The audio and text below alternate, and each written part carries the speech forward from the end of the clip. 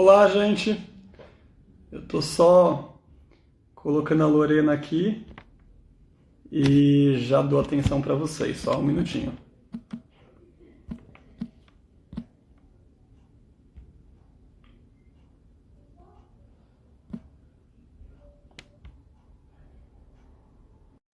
Pronto. Agora sim.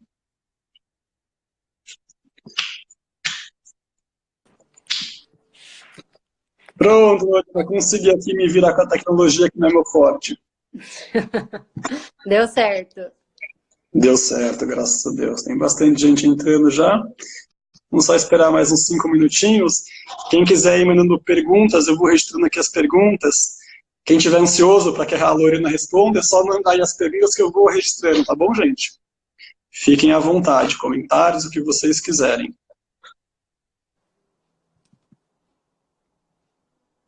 Tem bastante gente entrando aí, então melhor não esperar mais 2 minutinhos. 5 minutinhos, eu acho ainda. O pessoal que está ansioso vai ter que segurar a ansiedade um pouquinho. É ansiedade mesmo, né?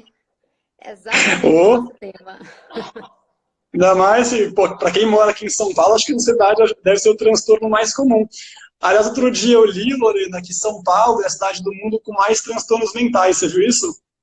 Já vi algumas coisas falando sobre, sim. Pela Sim. correria mesmo, pelo clima, assim, tipo, como que é a correria e, tipo, tudo muito trânsito e tudo mais. Várias coisas contribuem, né? É multifatorial, na verdade, né? Tem várias contribuições. Sim. Tem meus perguntando de qual assunto a gente vai tratar hoje. A gente vai falar sobre ansiedade e TCC, tá bom? Então, só respondendo. E bom, é isso que você falou, assim, como São Paulo é muito corrido, o que eu percebo das pessoas é o nível de ansiedade muito grande. O meu público, ele é criança e adolescente, né? E o que eu tenho percebido é que a ansiedade acomete cada vez mais o público mirim. É muito intenso. Exatamente. Tema ansiedade, gente, para quem... Várias perguntas, qual o tema? Tem um povo entrando meio perdido, mas é ansiedade. Quais técnicas, a gente vai falar de técnicas no final, para quem ficar até o final, a cereja do bolo, é claro, que são as técnicas da intervenção, então ela vem para o finalzinho da live, tá? Mas faz parte do nosso cronograma. Então, basicamente, o que a gente vai falar hoje é a definição de ansiedade, como diferenciar a patológica e a normal, os principais transtornos de ansiedade, e, por fim, todo mundo quer os tratamentos TCC e ansiedade, tá bom? Isso mesmo. Bom, que horas são agora? 8, falta 1. Tá, tô 2 aqui. minutinhos no meu. Tô aqui só olhando aqui o que estão mandando, já tô registrando as perguntas, os comentários de todos vocês, então continuem mandando, que inclusive essa é a hora mais fácil para mim de registrar tudo, porque depois que entra na live mesmo, aí eu fico focado no que a Lorena vai estar falando e talvez eu perca uma ou outra pergunta. Vou me esforçar, mas pode ser que eu perca uma ou outra. Bom, acho que, eu vou me apresentar, então, Lorena, depois você se apresenta. Acho que muitas pessoas já me conhecem por causa das outras lives, eu sou o Miguel. E agora é com você, Lorena, se apresente, conte quem você é, sua formação, etc. Eu sou a Lorena, eu sou psicóloga clínica, sou especialista em terapia cognitivo-comportamental. Para quem não sabe, eu vou explicar um pouquinho depois também como funciona esse tipo de terapia. E o meu foco principal é a ansiedade. Eu trabalho muito no controle da ansiedade. E eu sou especialista em neuropsicologia também, então, além da psicoterapia, eu realizo avaliação psicológica, avaliação neuropsicológica também.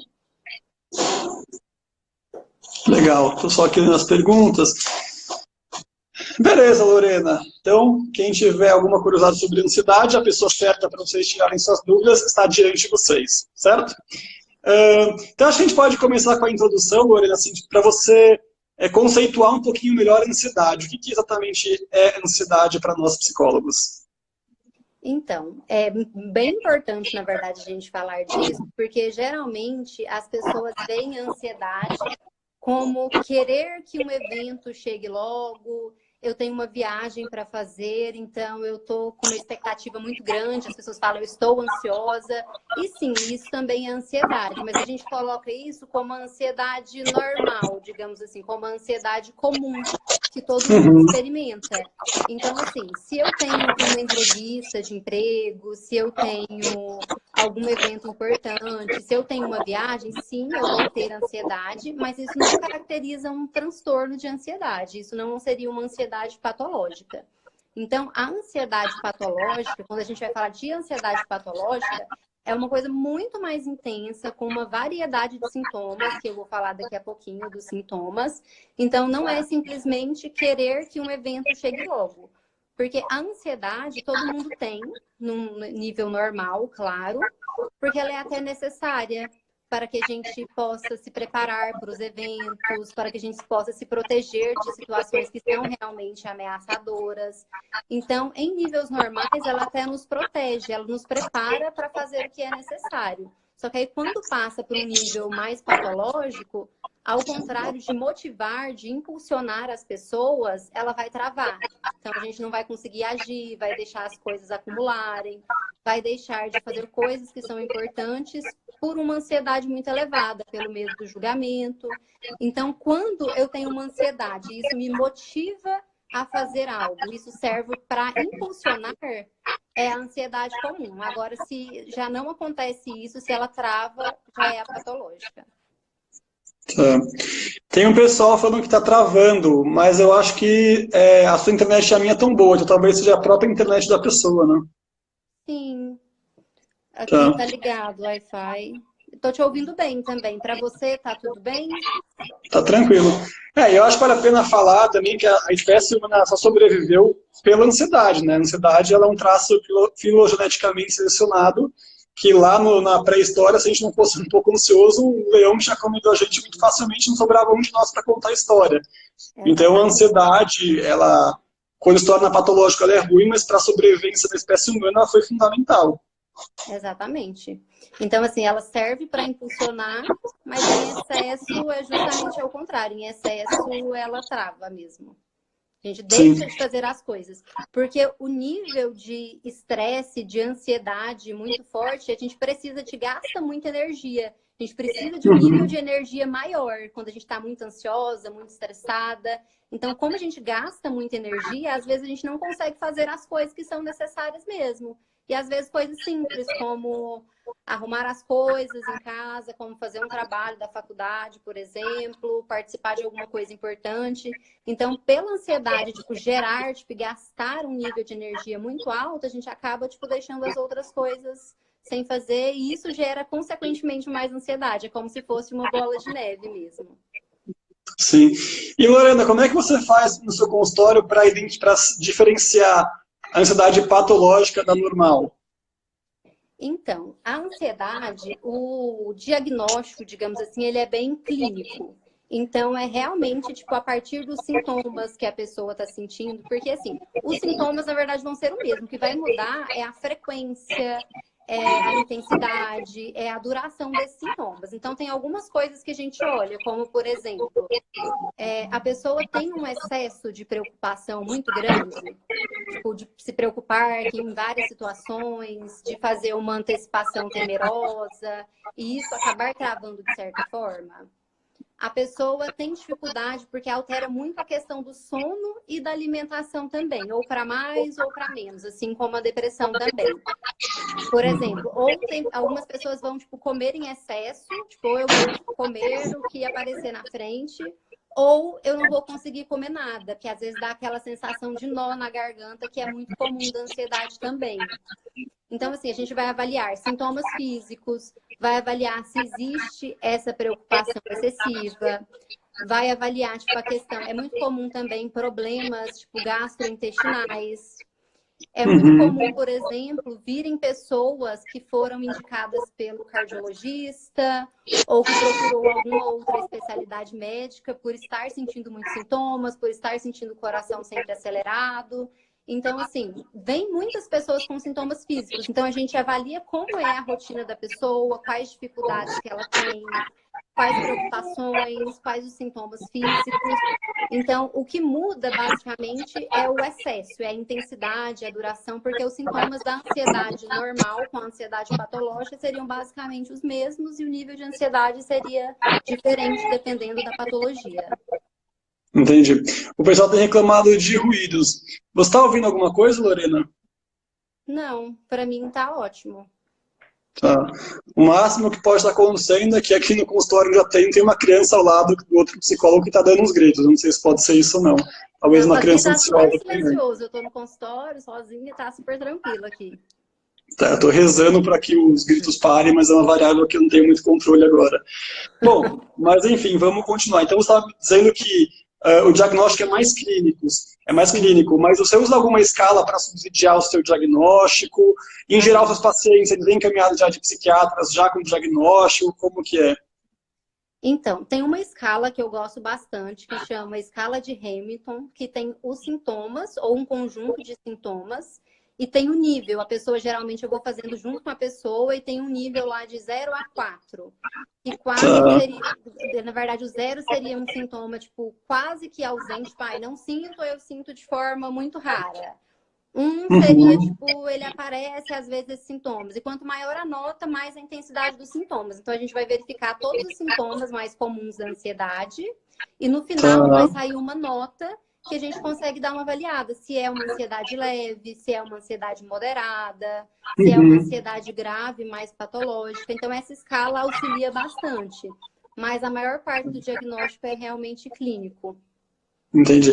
E aí, Lorena, o que leva a um diagnóstico, uma ansiedade patológica? Então, os fatores são muitos. Como eu citei, na verdade é multifatorial, certo? Por exemplo, se eu tenho uma rotina muito agitada, se eu, tipo, sou multitarefas, faço várias coisas ao mesmo tempo, isso pode influenciar. Se eu tenho dificuldade em relacionamento, seja familiar, seja relacionamentos amorosos, isso influencia também. Então, assim, tem várias coisas que vão influenciar. O ambiente que eu vivo, se é um ambiente mais agitado, se é um ambiente mais tranquilo, se eu tenho boas relações. Então, assim, são vários fatores. Claro que a pessoa pode ter uma predisposição maior para a ansiedade, mas, assim, tem vários fatores que interferem. E, principalmente, a questão, tipo, de eu me preocupar muito com a opinião do outro, de eu ser refém do que o outro está pensando, de acumular tarefas em função, às vezes, até disso, do que o outro vai pensar de mim. A questão da autocobrança é um fator que influencia muito na questão da ansiedade. Tá. E aí teve alguém que perguntou se existe alguma correlação entre a personalidade e os transtornos de ansiedade. Sim, pode haver. Como eu falei, às vezes a gente nasce com uma predisposição maior, dependendo do meu temperamento, dependendo da minha personalidade, porque vai interferir também como que essas causas, por exemplo, como que a relação familiar complicada vai interferir, por exemplo, na minha ansiedade. Por exemplo, eu tenho um problema com a minha mãe. O quanto isso interfere? E isso, às vezes, depende muito da minha personalidade também. Eu me importo muito com isso, eu não me importo, isso me afeta. É importante, tipo, ter um bom relacionamento. Então, depende muito também dessa questão da personalidade. Sim. Agora, o termo ansiedade é um termo muito genérico, né, Lorena? E quais são os principais transtornos de ansiedade que você recebe no seu consultório? Eu recebo muito no consultório fobia social, que seria tipo, como se fosse uma timidez patológica. Tipo, que é a preocupação excessiva assim, do que os outros vão pensar, medo de se expor, medo de participar de uma reunião e o que vão falar de mim, medo de apresentar um trabalho e conseguir, tipo, não conseguir lembrar tudo que eu preciso. Então, a ansiedade social ou fobia social, às vezes usa uma dessas duas nomenclaturas, é bastante comum no consultório. E também a ansiedade generalizada, que tipo, seria a ansiedade, a pessoa tem preocupações excessivas na maior parte dos ambientes. Eu tenho preocupações excessivas relacionadas ao casamento, ao trabalho, às relações sociais. Então, assim, a ansiedade generalizada não é uma coisa específica, não é falar em público especificamente. Seria mais num geral. Mas existem vários outros também. Tem o transtorno do pânico, que é como se fosse um nível de ansiedade muito elevado. No transtorno do pânico, existem muitos sintomas físicos. A pessoa, às vezes, sente falta de ar, sente o coração acelerado. A pessoa realmente tem a sensação de morte mesmo, que vai morrer, que vai passar mal, como se ela não enxergasse saída. Então, o transtorno do pânico também, só que é menos comum do que a fobia social e do que a ansiedade generalizada. E durante muito tempo também, o TOC, que é o transtorno obsessivo compulsivo, que é quando a pessoa tem necessidade, ela pensa, eu preciso fazer tal coisa, enquanto ela não faz aquilo, ela não fica bem, ele já foi caracterizado como transtorno de ansiedade também. Mas hoje não mais, a gente já coloca ele em outras categorias.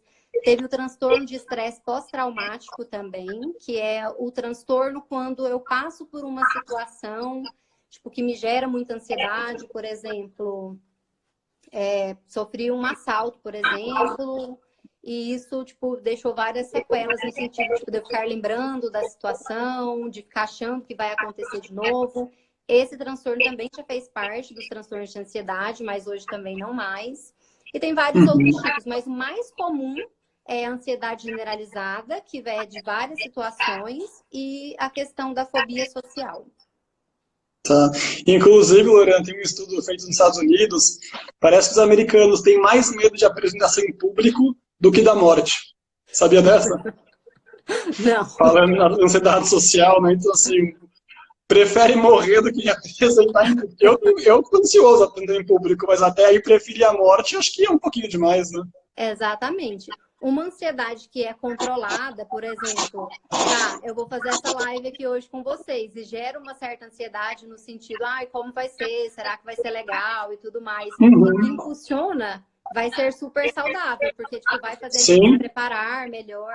Agora, quando realmente trava, que a pessoa prefere a morte, prefere... Eu já tive pacientes, inclusive, que falaram que preferem reprovar numa matéria X do que realmente fazer uma apresentação e se expor. Já tive vários casos aqui no consultório, inclusive. Entendi. Tem uma pessoa perguntando, pedindo para você, na verdade, falar um pouquinho mais sobre o TAG, o transtorno de ansiedade generalizada. O que você pode falar mais sobre ele? Então, o TAG é quando a gente tem a ansiedade em vários ambientes. Então, por exemplo, eu não tenho só dificuldade de falar em público, eu não tenho só, tipo, uma fobia, tipo, sei lá, de altura, por exemplo. Eu vou ter ansiedade no trabalho se um chefe me chama para uma reunião. Eu já vou imaginar a pior catástrofe possível, já vou imaginar que ele vai me mandar embora, ou que eu vou levar uma bronca, ou que eu fiz alguma coisa de errado, ou na relação familiar, por exemplo.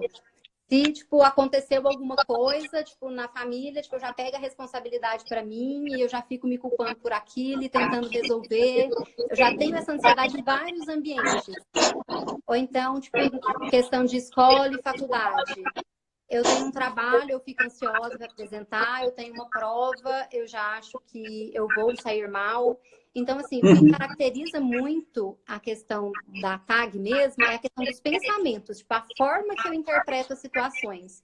Porque muitas vezes essa ansiedade em excesso é por eu interpretar as situações de formas diferentes. Eu interpreto a situação mais ameaçadora do que ela realmente é. Então, isso seria em vários ambientes, em várias situações, seja tipo trabalho, seja faculdade, escola, familiar, relacionamentos sociais no geral. Entendi. Legal.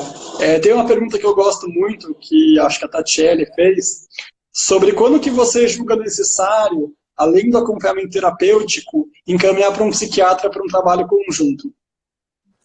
Então, geralmente, assim, eu já recebo vários que vêm encaminhado do psiquiatra, então a gente faz esse tratamento conjunto. Mas alguns que me procuram diretamente, a gente começa, por exemplo, a avaliar a ansiedade para ver o nível de ansiedade, porque se for um nível de ansiedade através das escalas e tudo mais, e das conversas também da parte clínica, ver que é uma ansiedade leve, muito provavelmente a pessoa vai conseguir ter um bom desempenho, tipo, no decorrer das sessões, vai conseguir fazer as coisas que ela tem dificuldade. Agora, se é uma ansiedade de moderada a grave, a gente já tem que pensar na questão, tipo, de um acompanhamento psiquiátrico também. Porque, assim, a ansiedade é o que eu sempre explico para os meus pacientes, essa questão de medicação e de terapia e tudo mais. Às vezes a pessoa pensa que ou eu faço uma coisa ou eu faço outra, e na verdade um não substitui o outro. Porque eu sempre explico da seguinte forma, que a medicação, ela vai ter efeito rápido sobre os sintomas. Então, a pessoa, tipo, vai conseguir diminuir os sintomas até mesmo para conseguir ficar na terapia.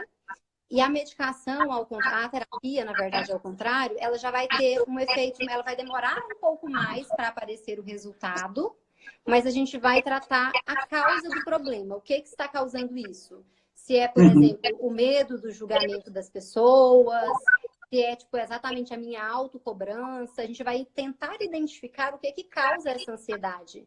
Porque aí, tipo, às vezes tem muito a ver com o ambiente que a pessoa vive, com a rotina que a pessoa tem também. Então, acaba que uma é complementar à outra. A medicação vai somente eliminar sintomas, porque ela é uma droga no organismo, então ela não vai descobrir o que está causando isso e nem vai conseguir, tipo, ajudar nas estratégias, porque muitas vezes, em caso de ansiedade, o que ajuda realmente é a pessoa, tipo, ir se expondo a situações que ela tem dificuldade.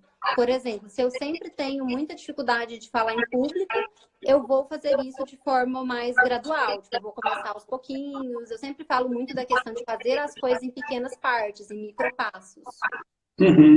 Então, assim, se for uma ansiedade de moderada a grave, já seria interessante consultar um psiquiatra, até mesmo porque ele vai saber falar se é necessária a medicação naquele momento ou não. Mas, no geral, se for uma ansiedade mais leve, consegue ter bons resultados só com a terapia. Sim. Eu acho que ainda tem muito, Lorena, o preconceito de que se eu tomar remédio vai ser para a vida inteira. Eu acho que, como a Lorena falou, se você só tomar remédio, possivelmente sim, você vai ter que tomar a vida inteira. Mas se você fizer um acompanhamento terapêutico junto, a chance de você largar a medicação aos poucos, claro, com a supervisão do psiquiatra, ela é muito maior do que sem uma auxilioterapia. Porque, como a Lorena falou, senão você está tratando sempre o sintoma, mas a causa ela continua lá. Porque aí realmente a pessoa vai ficar dependente da medicação durante um longo tempo, porque tipo, ela está eliminando sintomas. Se tira a medicação, os sintomas voltam. Agora, se você toma a medicação e faz a terapia também, aos pouquinhos você vai conseguindo lidar com essas situações que causam ansiedade e isso vai ficar mais fácil. Tipo, a medicação vai ser diminuída aos poucos. E até mesmo a terapia é de forma gradual. Assim, a pessoa geralmente começa fazendo 4 sessões por mês, uma sessão por semana. E à medida que a pessoa vai melhorando, tendo os bons resultados, a gente vai diminuindo também. A pessoa passa a fazer a cada 15 dias, até ela conseguir, tipo, andar por conta própria. Porque como eu estava falando para uma paciente agora há pouco, inclusive, um dos objetivos da terapia cognitivo-comportamental é meio que treinar o paciente, ensinar técnicas para que ele consiga lidar bem com a ansiedade de forma autônoma. Sim. E aí, eu ainda sinto, Lorena, não sei você, mas que ainda existem psicólogos com um certo preconceito em trabalhar em parceria com psiquiatras. Para mim, pelo menos aqui no meu consultório com crianças e adolescentes, é fundamental a parceria, porque o diagnóstico psiquiátrico, a avaliação do psiquiatra ela é diferente da nossa, mas ao mesmo tempo ela é muito complementar. E tem coisas que a gente enxerga como psicólogo que a gente está perdendo e que o psiquiatra enxerga e vice-versa. Então, um contribui para o trabalho do outro. Na verdade, sim, os estudos mostram que a maioria dos tratamentos são melhores com os dois profissionais atuando juntos do que isolado. O prognóstico de quase todos os sintomas e tratamentos funciona melhor com o psiquiatra e o psicólogo por perto. Eu acho que assim, quanto maior a equipe, dependendo de cada caso, claro, melhor. Porque são várias frentes olhando para uma mesma pessoa de jeitos diferentes. Então, acho esse preconceito um pouco infundado. Exatamente. E às vezes o resultado vai vir até mais rápido, né? Tipo, com os 2 tratamentos. Porque às vezes a pessoa vai ficar ali muito tempo em terapia e, na verdade, necessita da medicação, né? Até mesmo para a pessoa conseguir ficar na terapia, como eu citei. Porque se a pessoa tem muitos sintomas muito elevados, ela não consegue ficar nem na terapia. Ela não consegue aproveitar a terapia. Ela não tem como entrar na terapia se o quadro de ansiedade está num momento muito grave. Essa é a minha opinião. O que eu observo aqui, quando a criança está em crise de pânico, se você não medica ela primeiro, como é que você vai fazer uma intervenção? A criança está em pânico. Tem muito que você possa fazer enquanto psicólogo. Então, eu acho só importante todos nós psicólogos termos um psiquiatra por perto que nos auxilie e que nós possamos auxiliá-los também. Exatamente, eu sempre indico, quando eu percebo a necessidade, eu acho que assim, se a gente quer que o paciente melhore, se o objetivo é esse, quase sempre a gente precisa de um auxílio de outros profissionais. Se não for o psiquiatra, vai ser algum outro profissional, se for com criança, psicopedagogo, ou algum outro tipo de tratamento, assim, sempre é necessário. Sim. Tem intervenção que eu faço, que é o psiquiatra, eu, psicólogo, o AT, a fono e a TO, a terapeuta ocupacional. Então, assim, existem equipes que realmente são grandes. Isso é muito, eu acho muito positivo, né? Eu acho muito ruim o psicólogo que quer ainda atender casos de ansiedade, por exemplo, isolado no seu consultório, achando que vai dar conta. Mas essa é uma opinião minha. Não, mas eu super concordo. Ótimo, é bom que daí a gente vai passando essa informação com alguns psicólogos que estão recém-formados ou que estão com algumas dúvidas ainda, eu acho que essa é uma informação muito útil. E até porque a maioria dos encaminhamentos que a gente recebe são feitos por psiquiatras, né? Querer excluir eles da nossa vida é um belo tiro no pé. Exatamente. E muitas pessoas que eu recebo aqui no consultório vêm com encaminhamento exatamente para a terapia cognitivo-comportamental, pela forma do trabalho mesmo. Porque até aproveitando para explicar um pouquinho sobre a cognitivo-comportamental, para quem não conhece, é um tipo de terapia que a gente foca muito nos pensamentos e na influência que isso tem sobre as emoções e sobre o comportamento. Porque assim, a forma que a pessoa pensa vai influenciar muito no nível de ansiedade, nas preocupações, em todas as outras emoções, e isso vai interferir no comportamento também. Como eu citei a questão tipo, de apresentar trabalho na faculdade e tudo mais. Se a pessoa for apresentar esse trabalho pensando que vai dar tudo errado, que não vai lembrar de nada, que precisa falar, que vai passar vergonha, que não vai conseguir e tudo mais, certamente isso vai aumentar o nível de ansiedade, e isso vai fazer várias outras emoções negativas aparecerem também. A pessoa vai ficar com medo, vai ficar insegura e vai interferir no comportamento. Talvez a pessoa vai até fugir da situação por achar que é melhor naquele momento. Sim. Vou inventar que eu tô passando mal e vou embora. Vou reprovar na matéria, como eu já ouvi no consultório. Sim, isso piora o quadro, na verdade, né? Oi? Sim. Não, que piora o quadro, a esquiva, a fuga. Eu sou analista do comportamento, na verdade. Mas a esquiva, ela só perpetua o quadro de ansiedade, principalmente sem já falando da fobia social, que é a primeira que você citou. Quanto mais a pessoa se esquiva, eu por exemplo, tenho muito medo de avião. Essa é a minha fobia específica mais clara. Tem fases da minha vida que eu pego 4, 5 aviões em, sei lá, 3 meses. Misteriosamente passo medo de avião. Por quê? Porque eu estou enfrentando aquele medo, estou lidando com ele. Passo 6 meses sem viajar, sem ir para congresso, etc., o medo volta. Exatamente. Então, o tratamento para ansiedades específicas é a exposição em geral. É enfrentar o que a gente tem medo, não tem caminho. Exato. E aí, Lorena, já que eu já entrei um pouquinho nisso, que tá todo mundo perguntando técnicas, tratamento, técnicas, o pessoal está muito ansioso aqui. Então, me conta um pouquinho como é que você faz tratamento para pacientes com diagnóstico de ansiedade e técnicas que você usa, que você acha que são importantes. Certo. Antes, deixa eu só abrir um parêntese sobre isso que você falou, da exposição e tudo mais. E como eu atendo muito aqui no consultório a questão da ansiedade, às vezes a pessoa tem muita ansiedade para vir para consulta. E às vezes isso é um motivo que faz a pessoa tipo, não buscar ajuda, porque isso gera muita ansiedade. Então eu sempre pergunto para os pacientes, tipo, se ele está ansioso de estar aqui no consultório, tento que ele dê uma nota, qual que é o nível de ansiedade. Fala, qual que é o nível de ansiedade hoje de 0 a 10? Aí a pessoa fala, hoje é tipo 9. Para mostrar para a pessoa que cada vez que ela vem, vai ficando mais fácil. Aí na segunda vez eu volto a perguntar sobre a ansiedade, falar, não, hoje até que tá 7. Justamente para a pessoa ir enxergando que isso faz diferença. A questão da exposição faz total diferença.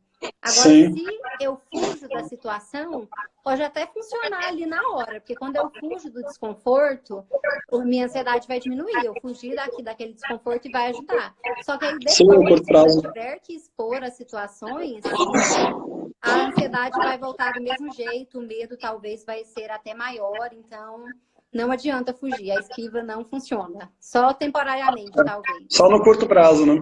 Exatamente, só a curto prazo. Tá, vamos falar sobre técnicas, então, já que o pessoal tá super ansioso. Faz o mindfulness aí com o pessoal, Lorena. Então, no consultório, uma das principais técnicas que a gente usa inicialmente na terapia são técnicas de relaxamento e de respiração. Porque, primeiro, a pessoa precisa ter o controle sobre os sintomas físicos para ela conseguir, tipo, talvez fazer as outras técnicas e colocar em prática. Aí seria, por exemplo, essa mindfulness que você citou, que é um tipo de relaxamento mesmo, que faz a pessoa estar no presente, que significa atenção plena, que é um tipo meio que de meditação, onde vai falando para a pessoa, tipo, focar na respiração, focar, talvez, aí um momento vai falar, tipo, foca nos barulhos externos, depois foca na questão interna, no que você está sentindo e tudo mais. Então, isso realmente funciona. Respiração diafragmática, que eu, digamos assim, é o carro-chefe da terapia cognitivo-comportamental e que ajuda muito na questão da ansiedade, que é um tipo de respiração que vai fazer a pessoa voltar para o seu nível normal, digamos assim, desacelerar. Porque quando a gente está ansiosa, a gente vai ter, tipo, vários sintomas, vários pensamentos acelerados. Então, geralmente, a gente está agitada e a gente respira da forma correta. A gente respira muito mexendo essa parte do peito. Respira pela boca e mexendo a parte do peito. Então, na respiração diafragmática, a gente vai respirar justamente por essa parte aqui da barriga, como se a gente estivesse enchendo e esvaziando um balão aqui dentro da barriga. Então, a gente vai puxar o ar pelo nariz e soltar pela boca, porque isso ajuda muito, ajuda a dormir melhor. Às vezes a pessoa está muito agitada e não consegue dormir. Ajuda, tipo, ela voltar para o ritmo normal, ajuda ela a desacelerar os pensamentos e voltar para o presente. Então, isso ajuda bastante. Tem uma técnica que eu gosto bastante também, que talvez eu não consiga explicar ela por completo, por ela ser um pouquinho grande, mas é o acalme-se. Não sei se você conhece, mas é uma técnica que é muito eficaz, que tem um pouco dessa respiração diafragmática que eu citei, mas tem várias outras etapas. O acalme seria mais um protocolo, né? Isso, exatamente. Vai ser cada letrinha da ansiedade, da palavra acalme, vai ser uma atividade para a ansiedade. Por exemplo, Sim. a letra A vai falar para aceitar a ansiedade, porque geralmente a gente tende a fugir daquilo que causa ansiedade, a gente tenta fugir tipo, de qualquer sintoma que a gente esteja sentindo. Aí depois fala também para contemplar as coisas à sua volta e focar no externo, porque geralmente a gente fica focado no que a gente está sentindo e observando cada pensamento, cada sintoma. Por exemplo, nossa, meu coração está ficando mais acelerado agora. Então, geralmente, a gente fica muito focado nisso. E quando a gente passa a focar no externo, geralmente ajuda. E esse focar no externo pode ser de várias formas. Pode ser, por exemplo, eu vou observar todas as cores azuis que eu estou vendo no ambiente. Ou eu vou focar, tipo, nos objetos que eu estou vendo da forma tal. Ou eu vou ver as coisas, tipo, a ver com os sentidos. Coisas que eu posso tocar, que eu posso sentir o cheiro. Então, não importa qual vai ser a estratégia. O que importa é focar no externo, geralmente ajuda bastante. Sim. Na verdade, o acalme-se eu não uso. Aqui no consultório, como eu tenho criança adolescente, eu uso um protocolo, entre aspas, chama-se SPADA. S-P-A-D-A. Que foi desenvolvido no HC pelo Fernando Asbar e colaboradores. Ele é bem legal, ele é bem lúdico, né? Como é com criança. E ele é passa bem mastigado mesmo, passo a passo. Semana 1, é um programa de 8 semanas. Semana 2, tem as intervenções para fazer, desde a avaliação com os pais, com a avaliação e intervenção e o término, né, o pós-intervenção. Com lição de casa, para a criança poder fazer, ou o adolescente fazer quando não estiver no consultório. Então, assim, são recursos que ajudam bastante, né? Assim, quem está começando ou quer se aprofundar mais, esse acalme-se eu vi bastante na minha pós-graduação. Mas ele é voltado para o público adulto, né? Sim, adolescentes e adultos. Adolescentes dá para usar. Que é o meu público maior, adolescentes e adultos, realmente. Mas o meu não, meu fica na criança e adolescente. Sim. Não, o meu é criança e adolescente. Ele é TCC também, o SPADA, mas ele também tem bastante coisa comportamental. Então, assim, é um protocolo que eu gosto bastante. Bem mastigado mesmo, assim, bem fácil de entender. E às vezes são coisas tão simples que ajudam, né? Como essa parte, por exemplo, de focar nas coisas externas. É uma coisa que a gente pode fazer em qualquer momento, em qualquer lugar. A respiração diafragmática também, que dá para usar em qualquer momento. Tipo, ninguém vai observar que você está focando tanto na respiração. Não faz nenhum barulho, nada esquisito. Pode fazer. Exatamente. Sim, e o livro fala bastante. Ele fala da respiração, fala do mindfulness, que eu gosto do mindfulness. Assim, o mindfulness entrou agora na modinha. Agora tudo é mindfulness também. Eu já acho um pouco errado, mas eu gosto do mindfulness. O relaxamento de Jacobson, o progressivo de Jacobson também é fácil de fazer. Bastante. É legal, sim. Até para a criança ir percebendo as questões corporais, né? Exato. Isso eu acho importante, porque para discriminação de emoções, no processo de modelagem, eu acho que é o primeiro passo. Mas essas técnicas, elas são muito legais para você trabalhar com adulto, criança e adolescente. Exatamente. E eu uso bastante aqui no consultório também técnicas para identificar os pensamentos, que a gente chama de pensamentos disfuncionais que a pessoa tem. Porque, como eu falei, os pensamentos têm influência muito forte sobre as emoções e, consequentemente, sobre o comportamento também. Então, se a gente consegue identificar os pensamentos que a gente começa a questionar esses pensamentos para avaliar se faz sentido ou se não faz sentido, porque mudando os pensamentos, e depois a gente vai também nas crenças, que são aqueles pensamentos mais rígidos. Então, assim, quando a gente avalia e questiona pensamentos e crenças disfuncionais, e disfuncionais no sentido de não ter funcionalidade mesmo, a gente consegue diminuir a ansiedade também. Então, eu uso bastante técnicas escritas, que a pessoa vai levar para casa e vai se automonitorar mesmo. De anotar, por exemplo, eu tive um evento que eu percebi que eu estava ficando ansiosa. Então, eu vou anotar, por exemplo, qual foi a situação de onde eu estava, o que eu estava fazendo, porque aí ajuda muito a gente identificar os gatilhos.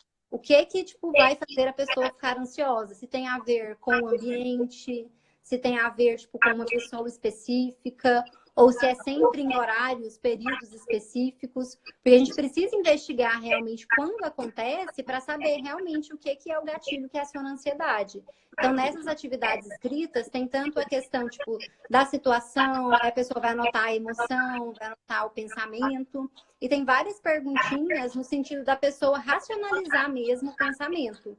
Porque geralmente a gente não usa muito a parte racional quando a gente está ansiosa. A gente só pensa assim, tipo, não vai dar certo tal coisa e eu fico sentindo de acordo com aquele pensamento, vou ficar com medo, vou ficar angustiada e tal, e o meu comportamento vai ser em função disso.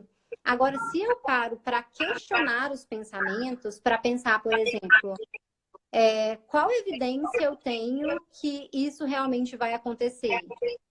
Ou então, assim, tem outras formas de eu entender essa situação, do que eu posso substituir, no sentido assim, não vai dar certo. Aí, qual pensamento eu poderia substituir nesse lugar? Que talvez tenha essa chance de dar errado, mas que isso pode dar certo.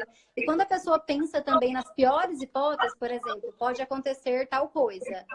Eu poderia superar essa situação? Quando a pessoa consegue pensar que mesmo nas piores hipóteses, por exemplo, tem o trabalho, o pior resultado seria não conseguir realmente apresentar o trabalho, tirar uma nota ruim. Eu poderia superar isso, essa nota ruim, não conseguir passar nessa matéria X.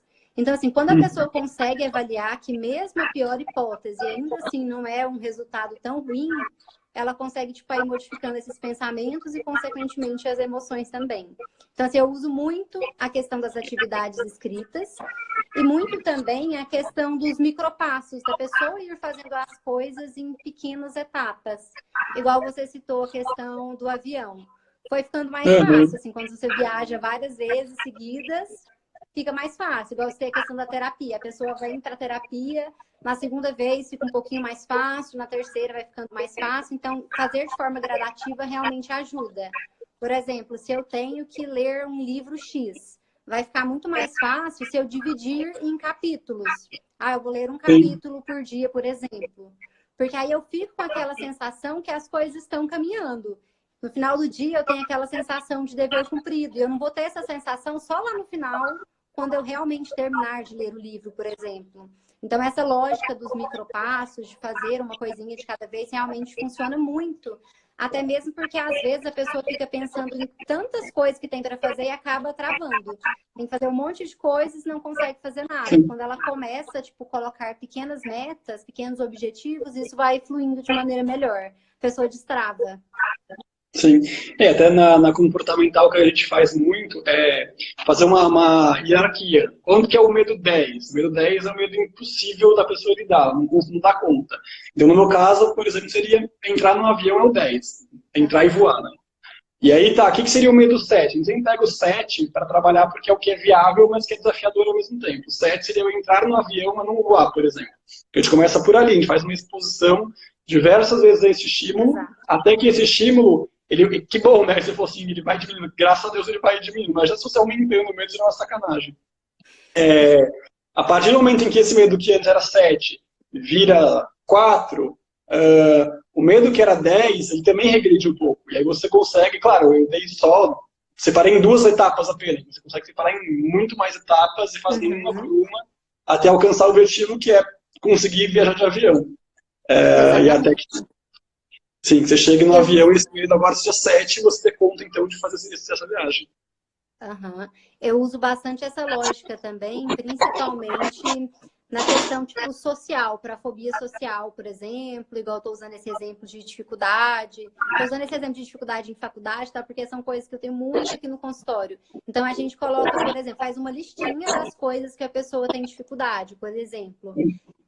Na faculdade, eu tenho medo de apresentar trabalho e colocar nota. Eu tenho medo tipo, de fazer uma pergunta.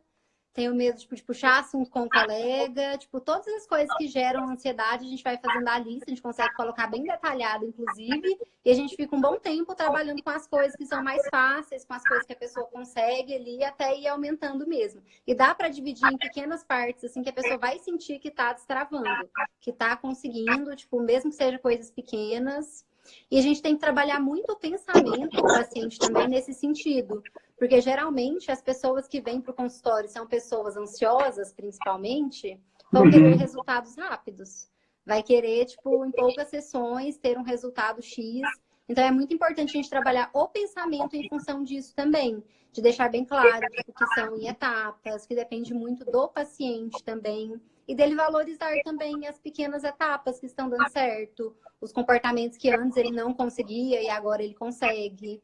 Porque às vezes as pessoas comparam muito com outras pessoas que conseguem fazer. Por exemplo, todo mundo, ele acha que todo mundo, na verdade, todo mundo consegue apresentar bem um trabalho e menos eu que não consigo. Mas aí se a pessoa para, tipo, comparar, na verdade, com ela mesma em outros momentos, em outras épocas, por exemplo, antes eu não conseguia nem puxar assunto com um colega, por exemplo. Aí ela vê que agora ela consegue, tipo, entender que as coisas estão acontecendo para ela e, tipo, consegue diminuir um pouco da ansiedade. Então, é muito importante ficar trabalhando até essa questão do pensamento, tipo, como que o paciente está enxergando a situação, se ele está conseguindo ver que tem avanços, porque senão o paciente pode ficar frustrado também.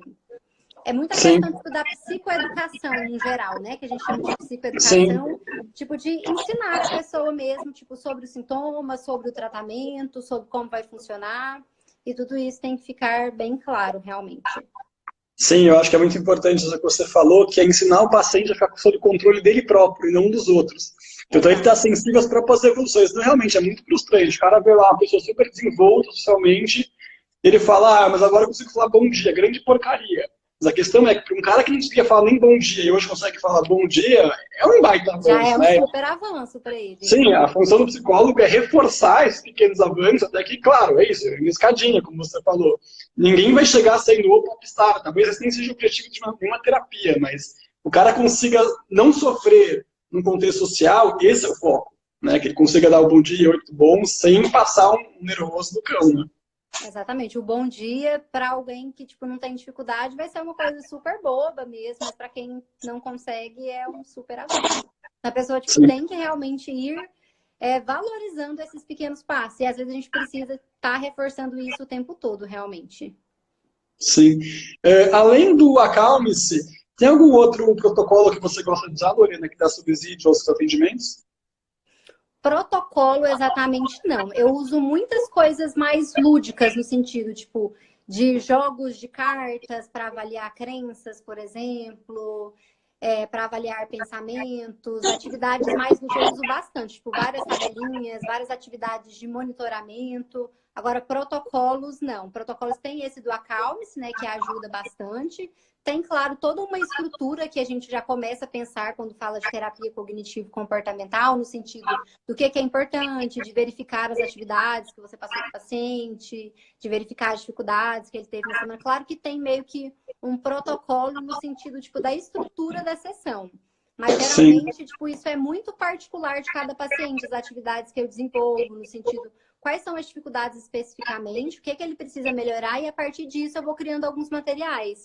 Porque, assim, tem uma coisa que eu trabalho bastante também, que não é um protocolo, como você perguntou, mas que é uma coisa que eu sempre trabalho muito no consultório, é a questão das habilidades sociais para pessoas ansiosas. Porque, geralmente, as pessoas que são muito ansiosas têm muita dificuldade nas habilidades sociais no geral. Que seria, por exemplo, a questão da comunicação, de conseguir ser assertivo na comunicação, de conseguir dizer não quando necessário, de conseguir se posicionar, de conseguir iniciar conversas, de conseguir, tipo, fazer críticas construtivas e saber receber essas críticas também.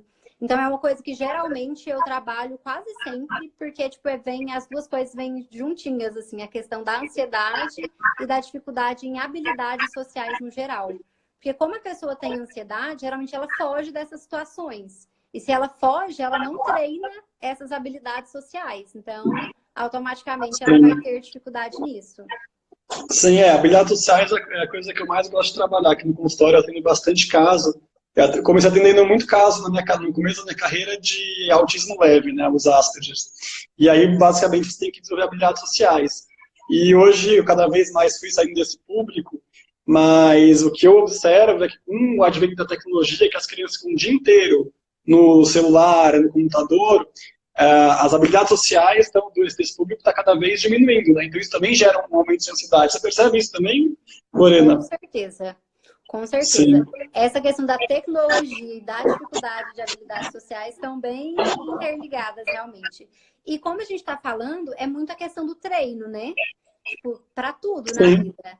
Você treinou lá, tipo, andar de avião, ficou menos ansioso. O paciente treinou falar em público e, tipo, tem um nível de ansiedade menor quando ele precisa se expor a essas situações. É a mesma coisa, se eu fico só no computador, se eu fico só no celular, se, tipo, eu não saio para brincar com os colegas, se for uma criança, por exemplo, e tal. Quando eu tiver que me expor a essas situações, passar por essas situações, certamente eu vou ter dificuldade. Então, se eu não treino, se eu não faço, tem muita relação, sim. Sim. Tipo, até se o pessoal se interessar, fazer uma live no futuro para falar ou de tag, que é o que mais estão perguntando, ou sobre a correlação entre tecnologia e a perda de habilidades sociais. Mas eu acho que isso nem é tão estudado porque é muito recente, né? Mas é um tema que eu acho muito interessante. Sim, sim. É um tema bastante interessante mesmo. Sim, a gente estava falando sobre os protocolos, né? Assim, eu acho que é importante conhecer protocolos, técnicas diferentes, mas não aplicar uma coisa fechada, estruturada rigorosamente. Até porque eu acho importante o bom senso de você conhecer o paciente, saber fazer o seu protocolo, né? Fazer um mix de coisas que você entende que vai funcionar. Claro, também não adianta viajar muito na maionese, querer fazer um tarô, né? Coisas que não são da psicologia ou que sejam muito mixadas, sem nenhum fundamento. Mas conhecer bem as técnicas, principalmente essas que a gente está falando, que são técnicas realmente cientificamente estudadas, validadas, é fundamental, né? Com certeza. Exatamente. Claro que vai ter coisas que servem para qualquer pessoa e nem precisa ter uma ansiedade patológica, por exemplo, como a respiração diafragmática, que deveria ser o jeito que a gente deveria respirar dessa forma, tipo, automaticamente. Então, assim, claro que tem coisas que servem para todo mundo, porque, tipo, a gente volta para o nosso ritmo normal, consegue, tipo, desacelerar os pensamentos. Então, tem coisas realmente que, basicamente, todos os pacientes vão, tipo, usufruir disso. Mas, realmente, tem que, tipo, entender o paciente, entender exatamente as dificuldades. E também, a gente tem que se adaptar ao paciente no sentido, assim, principalmente se forem pacientes, às vezes, que, tipo, não gosta muito de atividades escritas, de escrever e tudo mais. Talvez ele vai ter um pouco mais de dificuldade em terapias que, tipo, vai trabalhar bastante a questão do pensamento, do automonitoramento. Então, a gente pode pensar em estratégias de fazer isso sem ser de forma escrita, por exemplo. Então, querendo ou não, a gente tem que se adaptar realmente ao paciente, ao que ele tem facilidade ou dificuldade, ao perfil realmente. Então, isso tem que ser estudado também. Concordo. Lorena, bom, acho que já chegando no fim do nosso tempo, né? A gente tem outros compromissos depois, mas eu adorei a nossa live. Acho que a gente deveria marcar uma live em breve no futuro, porque eu acho que tem tanta coisa. Ansiedade é o tema mais... Tem alguém que foi, gente, deixa salvo, por favor. Deixaremos salvo, sim. Podem ficar tranquilos. Mas retornando, eu acho que o tema ansiedade é um tema tão em pauta hoje em dia. Enfim, é um diagnóstico cada vez mais comum, que cada vez mais nós, enquanto psicólogos, recebemos e vamos receber mais, a tendência é essa, né? Estava até discutindo, outro dia eu fui numa festa, né, eu tenho 31 anos, todo mundo falou, nossa, Miguel, você tá grisalho, nossa, tá grisalho, nossa, tá grisalho. Eu querendo pegar as pessoas, que legal, gente, obrigado. E eu liguei pra minha mãe e falei, mãe, era normal as pessoas ficarem grisalhas cedo na sua fase, quando você tinha 30 anos? Não, filho, realmente eu tenho percebido que as pessoas estão mais grisalhas. Isso uma outra tia minha falou também, foi, meu, acho que deve ter alguma correlação com a ansiedade. Então, enfim, acho que tem aspectos culturais que influenciam o nosso ritmo, né? Então, a ansiedade está relacionada no meio disso tudo aí. Com certeza. E eu que agradeço pelo convite de falar sobre esse tema que eu gosto tanto, na verdade, de falar, Sim. que é o que eu mais trabalho aqui no consultório.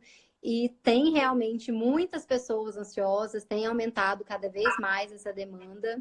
E assim, eu acho que a gente tem que falar bastante, é igual eu falei, na questão da psicoeducação, da pessoa entender, tipo, o que é a ansiedade. Porque acontece também, muitas vezes, das pessoas sentirem todos esses sintomas de taquicardia, que é o coração acelerado, Sim. de suor em excesso, de ter os pensamentos a mil e tal.